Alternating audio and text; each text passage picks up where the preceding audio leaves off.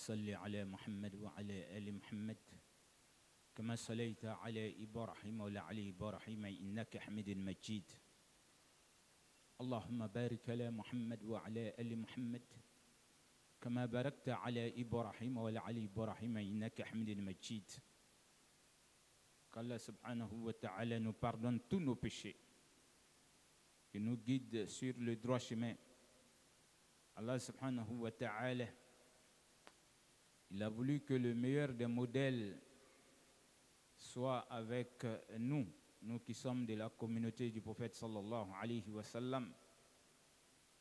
Alors, il va nous dire par rapport à ce messager, قُلْ إِن كُنْتُمْ تُحِبُّونَ اللَّهَ فاتبعوني يحببكم الله ويغفر لكم ذنوبكم والله غفور رحيم. Mohamed, dis-leur, si vous aimez Dieu, alors imitez-moi, suivez-moi, ainsi Dieu vous aimera. Wallahi, si tu aimes le prophète, tout ce qu'il va te dire dans la vie, si tu sais mettre cela en application, tu vas d'abord plaire à Allah subhanahu wa ta'ala qui est ton créateur. Et en plus, Dieu te pardonne tes péchés quand tu sais imiter le prophète sallallahu alayhi wa sallam. Et c'est ce messager-là qui va nous dire « An-nikahu min sunnati wa man raghaba an sunnati falaysa minni ». Le fait de se marier, le fait dit, ça fait part de ma tradition. Toute personne, homme et femme, qui a les moyens de se marier et qui refuse de se marier, le prophète dit, tu n'es pas de ma communauté. Subhanallah. Pour vous dire que Dieu nous a créés avec l'instinct. Et pour l'assouvir, alors, il faut se marier. Alors, le prophète sallallahu alayhi wa sallam, il dit, lorsque tu veux te marier maintenant, il faut faire attention à ces critères de choix. Le prophète avait des critères que l'on doit respecter lorsqu'on veut se marier. Il a dit,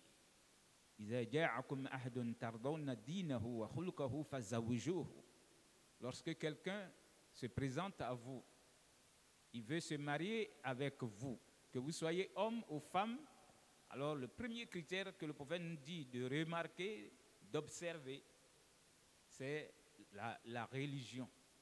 Donc, il faut avoir la même conception de Dieu. Pour se marier avec quelqu'un, il ne faut pas dire non, moi je vais faire ma religion, il va faire sa religion. Ça ne marchera pas. Vous devez avoir la même conception de Dieu. Donc, il dit, si quelqu'un vous vient, alors sa religion est la vôtre, sa religion vous convient. Alors, il dit, après la religion, ses vertus, son caractère, sa manière de se prendre dans cette religion. Parce qu'on peut être même musulman, mais on est un musulman nonchalant. Donc, le prophète dit, quand vous êtes d'accord, vous agréez la religion de la personne, alors il faut mener les enquêtes maintenant sur sa manière de se prendre avec autrui, avec ses semblables. Subhanallah. Donc, le caractère est important, chers frères et sœurs. Voilà les deux critères de choix du prophète sallallahu alayhi wa sallam. Il n'a pas parlé des richesses. Wallah, il n'a pas parlé des richesses. Mais aujourd'hui, nous, on a tout renversé. Quand quelqu'un se présente pour notre fille ou notre sœur, on commence par demander qu'est-ce qu'il fait, il est qui. Quand on dit, ouais, il est le directeur de telle société, oh là là, c'est fini. Parce qu'il est directeur. Ou bien c'est le ministre intel. Ah non, on savait que notre fille là ou notre sœur, là, elle est d'une grande étoile. C'est quelqu'un de grand comme ça qui pouvait se présenter pour la marier. Subhanallah. On ne cherche plus à connaître s'il prie, s'il est croyant. Son nom c'est quoi? Il s'appelle Mohamed. Ou bien il s'appelle Abou Bakr. C'est fini. Voilà. On ne cherche plus à connaître. Il est qui dans la société musulmane? Est-ce que c'est quelqu'un doté de bon caractère? Donc, on marie la fille et c'est après un moment maintenant qu'on va se rendre compte qu'il boit. Il ne prie pas comme ça se doit. Alors, il est musulman de circonstances. Quand il voit les musulmans, il devient musulman. Quand il se retrouve dans un autre groupe là-bas, alors il devient autre chose. Alors, la fille qui va se retrouver dans la main d'une personne pareille, Quand elle va commencer à se plaindre, on dit, ah, toi aussi, il faut faire un effort pour rester là-bas. Les gens cherchent à se marier aujourd'hui. Tu as eu quelqu'un qui est riche comme ça. Voilà, il nous apporte tous les cadeaux et toi, tu veux gâter ça. Subhanallah. Quand elle vient se plaindre qu'il ne prie pas, oh non, non, non, vous n'allez pas être, vous ne serez pas enterré dans, le même, dans la même tombe. Tu fais pour toi, s'il ne veut pas qu'il ne prie pas. La hawla wa la quwwata illa billah. Lahunna hillun lahum wa lahum yahilluna lahun. C'est Dieu qui le dit. Wallahi, la femme musulmane n'est pas faite pour quelqu'un qui n'est pas musulman. Et eux aussi, Dieu dit, ils ne sont pas faits pour la femme musulmane. Donc tu ne peux pas laisser ta fille dans la main de quelqu'un qui n'est pas croyant. Alors, comme on avait commencé à parler des droits de ceux qui vont se marier, voilà les critères de choix du prophète. Il faut avoir la même religion. Ensuite, être doté de bon caractère. On a parlé vendredi passé des droits de la femme, puisque c'est elle qui quitte ses parents pour venir vivre avec toi. Wallah, et cette femme qui va aussi aller vivre avec l'homme doit savoir que tu quittes tes parents pour venir vivre ici, c'est pour venir fonder une famille. C'est pour venir avoir ton paradis si tu te comportes bien. Et si tu ne te comportes pas bien, wallah, tu peux aller en enfer aussi si tu ne respectes pas les droits de l'homme qui devient le père de tes enfants. La femme doit savoir ça quand elle doit se déplacer. C'est pourquoi chez nous ici, nous les recevons d'abord pour leur montrer ces droits-là. Quels sont les droits de la femme qui sont les devoirs pour cet homme-là? Et quels sont les droits du mari qui deviendront des devoirs pour la femme? Alors le prophète sallallahu alayhi wa sallam, il va dire, le premier droit de l'homme, toi tu as quitté tes parents pour venir vivre avec ce monsieur, on a déjà dit tes droits. Alors le premier droit de ton mari, c'est que tu ne quitteras plus sa maison pour aller quelque part sans son consentement. Subhanallah. La femme, une fois tu t'es marié avec un homme, tu ne quitteras plus sa maison pour aller quelque part sans son consentement. Il doit être informé. Ensuite, il doit donner son accord. Tu veux quitter la maison pour aller dans un autre quartier? Tu veux quitter la maison pour aller dans une autre ville pour un voyage? Tu dois d'abord demander la permission de ton mari. Il doit être d'accord avant que tu ne te déplaces. Wallah, aujourd'hui, si on prend les femmes par ce premier droit de l'homme, il y a combien de femmes qui vont échouer? Elles quittent la maison sans l'accord du monsieur. Le monsieur ne sait pas où elle se trouve. Combien de fois aujourd'hui ça se vérifie? Surtout quand elle est commerçante même, puisque d'autres permettent ça. Elle est commerçante. Elle peut aller jusqu'à dans d'autres pays, aller faire des achats pour sa boutique ou bien pour son commerce. Alors, qu'Allah nous permette de nous occuper convenablement de notre épouse. Il y a des hommes, ils deviennent très très légers sur cet aspect-là. C'est la femme qui paye et puis lui il est là, il est l'homme simplement. Subhanallah. Wallah, tu dois t'occuper de ta femme pour qu'elle sache qu'elle vit avec un homme.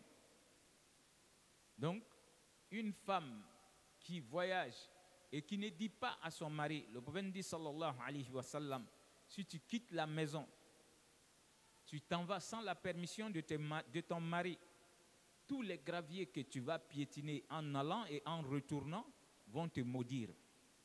Subhanallah. Mais combien de femmes qui le font aujourd'hui? Elles quittent sans le consentement du mari, en allant même, c'est-à-dire que si c'est un long voyage, elle va dire à la bonne, ouais, quand ton tonton là vient, il faut lui dire que je suis parti, j'ai eu mon billet, je suis parti. Subhanallah. Wallahi, tu n'as pas ce droit-là, quitter la maison de l'homme sans son consentement. Même quand c'est ici, à Abidjan, tu ne peux pas quitter pour aller pour une cérémonie, que ce soit mariage, baptême, en tout cas, où tu t'en vas, il faut qu'il soit d'accord que ma femme peut aller là-bas. Alors aujourd'hui, si toi tu t'en vas en Chine, tu t'en vas au Sénégal, tu t'en vas partout où tu veux aller, c'est la bonne qui doit informer tonton. Et souvent même on ajoute le mot dessus, ton faux tonton là. Comme lui, il n'arrive pas à payer dans la maison ici, c'est moi qui m'occupe de tout, je paye l'eau, je paye le courant. Ça c'est la femme, si elle peut payer là, elle va dire, hein. C'est moi qui paye la nourriture ici, je paye ça, donc je ne peux pas m'asseoir. Ton faux tonton là, s'il arrive, il faut lui dire que moi je suis parti. Allahu Akbar. Wallahi, si l'avion la tombe, tu n'as pas raison de mourir. Parce que si le faux tonton là est fâché avec toi, Dieu est fâché aussi avec toi. La femme doit savoir ça. Wallahi, quand tu es en discorde avec ton mari, et le mari a raison, le prophète dit, quand tu pries, ta prière reste suspendue. Ça reste suspendu, ça ne va pas chez Allah subhanahu wa ta'ala. Donc, le premier droit d'un homme, la femme ne doit jamais quitter sa maison sans son consentement. Donc, faisons attention à ce premier droit. Combien de femmes aujourd'hui qui quittent en sortant, elle prend la clé de la voiture, j'arrive, hein? On ne sait pas où elle s'en va. Elle dit simplement, j'arrive. Subhanallah. On doit savoir que respecter ce droit-là peut amener l'homme à avoir l'agrément de Dieu. Wallahi, au temps du prophète sallallahu alayhi wa sallam, le prophète envoyait ses disciples souvent en excursion. Il a envoyé quelqu'un en excursion et ce monsieur, avant de partir, il va dire à sa femme, je ne voudrais pas que tu quittes la maison. Et après qu'il soit parti, Allah subhanahu wa ta'ala va faire que le père de la femme va tomber malade. Et on va envoyer l'information. Et comme la femme, elle voulait partir voir son père qui est malade, elle viendra trouver le prophète pour lui dire, ah, je viens d'avoir l'information que mon père est malade. Alors je voudrais partir. Le prophète va demander, quelle a été la consigne de ton mari avant de quitter? Alors, elle va dire, il m'a dit de ne pas quitter la maison.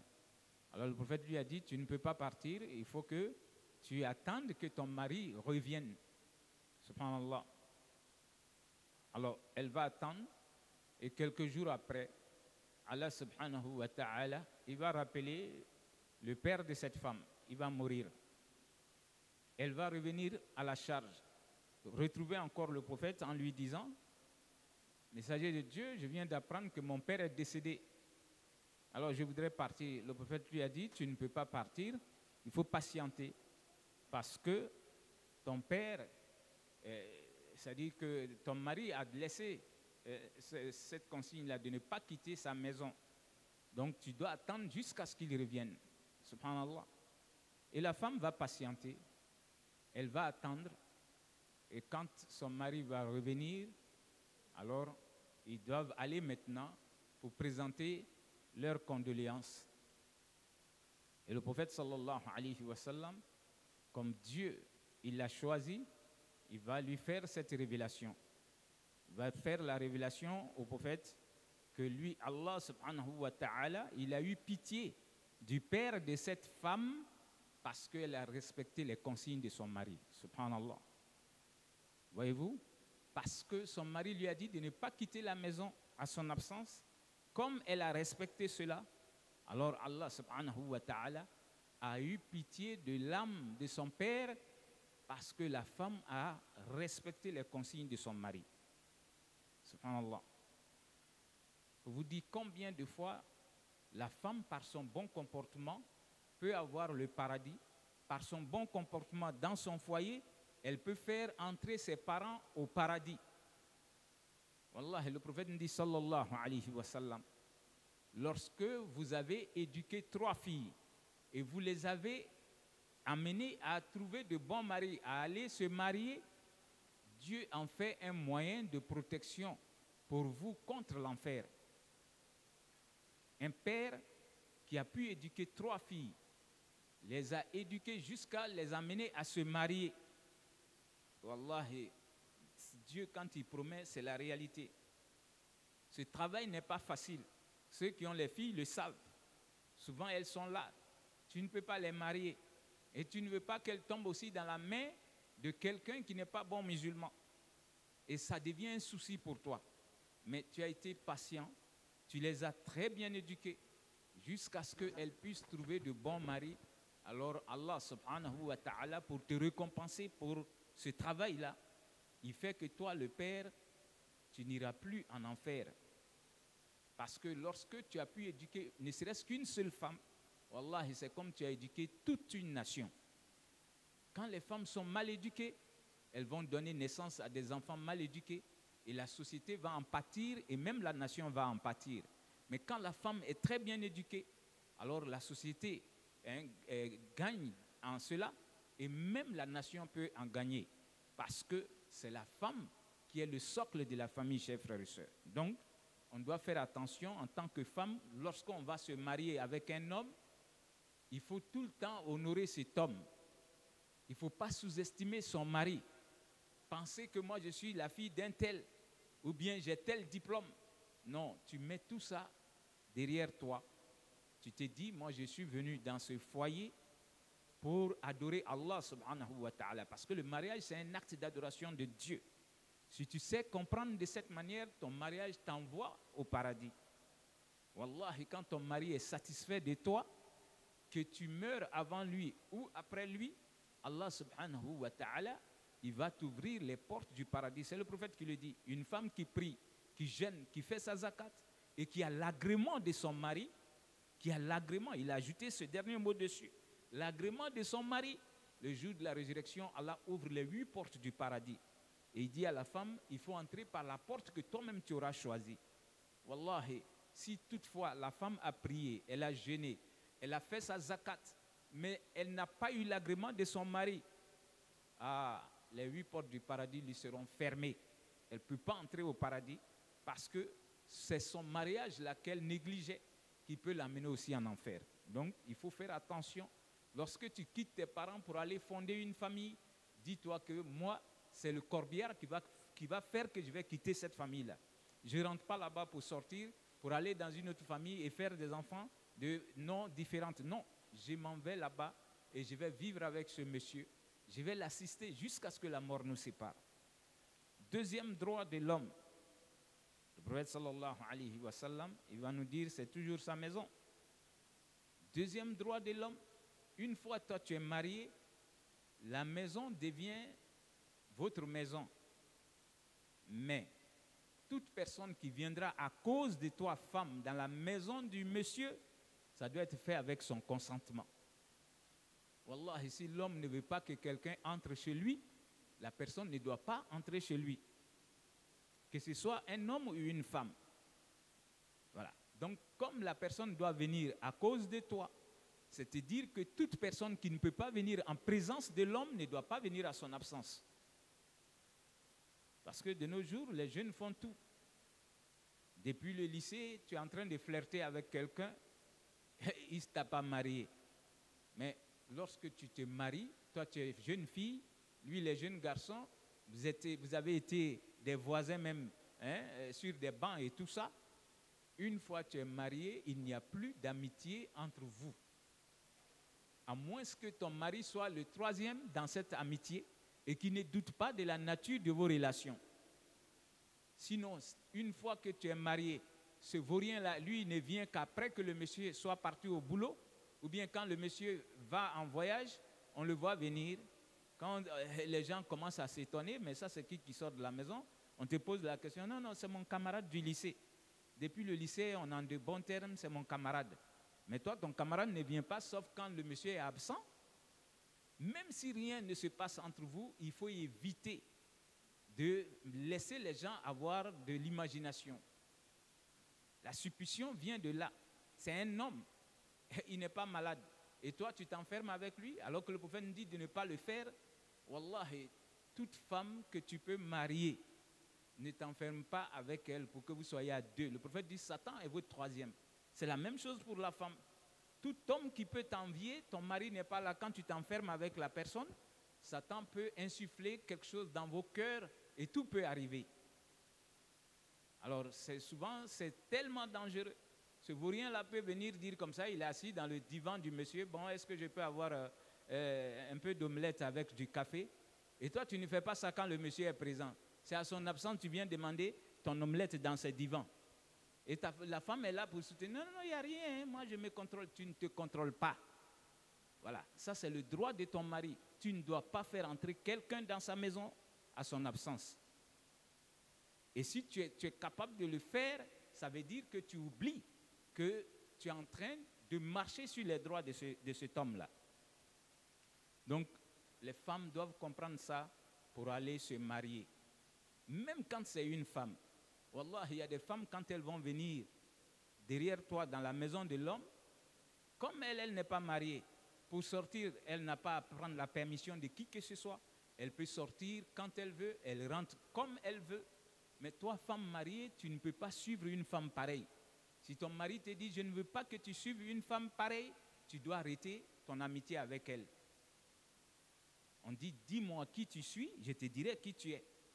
Cette femme-là qui n'est pas mariée, elle peut sortir et rentrer comme elle veut. Elle est dans tous les groupes. Il y a des groupes de bazin, un groupe de wax, elle est dans tout. Et elle fait que toi, tu viens fatiguer ton mari alors que tu connais son budget. Elle te fait, c'est-à-dire, elle t'amène à avoir plusieurs groupes. Et ces groupes-là ne font que danser. Alors, c'est des femmes souvent qui ne sont pas mariées. Mais si toi, tu es dans le club, tu es dans le club des gens qui sortent et qui rentrent comme ils veulent. Alors, si on peut les breaker, comme les jeunes disent, si on break tes amis, là, on va te breaker aussi. Même si tu es femme mariée avec 10 bagues au doigt pour dire que tu es mariée. Les gens, il y a d'autres même qui cherchent les femmes avec bagues mariées. Pour dire que ouais, elle est mariée. Bon, là, c'est bon. Parce que là, je n'ai pas de dépenses à faire. Donc, pour dire que le deuxième droit de l'homme, c'est sa maison. Tu es marié à un homme, tu ne laisses pas venir quelqu'un. Il faut que l'homme soit informé que celui-là vient chez nous. Et l'homme est d'accord que celui-là peut entrer dans ma maison. Troisième droit de l'homme, c'est sa nourriture. Parce que dans les droits de la femme, on a dit c'est l'homme qui nourrit sa femme. Et donc, tu ne prendras pas la nourriture de l'homme pour aller donner à qui que ce soit sans son consentement.